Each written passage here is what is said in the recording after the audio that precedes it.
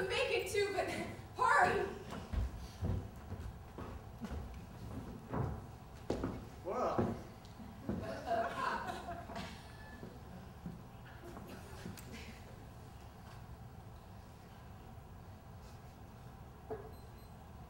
George, how are you? I'm fine, Mr. Webb. Mr. Webb, what common sense could there be in a tradition like that? Well, George, on a wedding morning, a girl's head's full of, oh, you know, clothes and one thing and another. Don't you think that's probably it? I never thought of that. Girls have to be a mite nervous on a wedding day. Gee, I wish a fella could just get married without all the marching up and down. Every man who's ever lived has felt that way, George, but it hasn't made any difference.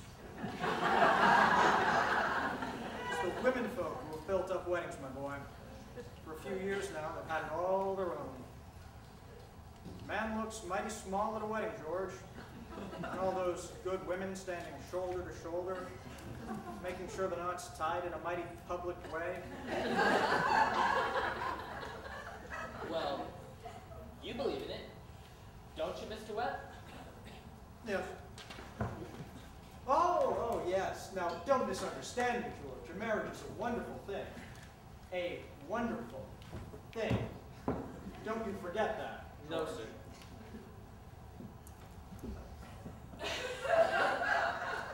Well, Mr. Webb, how old were you when you got married? Well, I'd been away to college, and I'd taken a few years to get settled, but Myrtle wasn't much older than what Emily is. No, age hasn't got much to do with it, George. Not compared with other things. What were you going to say, Mr. Webb? What? Was I going to say anything? George, I was remembering the other night the advice my father gave me when I got married. Yes, Charles, he said. First thing to do is just give an order about something, even if it don't make any sense, just so she'll learn to obey. Then he said, if anything about her irritates you, anything at all, you just get right up and leave the house. That'll make it clear to her. And oh yes, he said, never let your wife know how much money you have. Never. Well, I couldn't exactly do so. I took the opposite of his advice, and I have been happy ever since. So let that be a lesson to you, George. Never to ask advice of anyone on personal matters.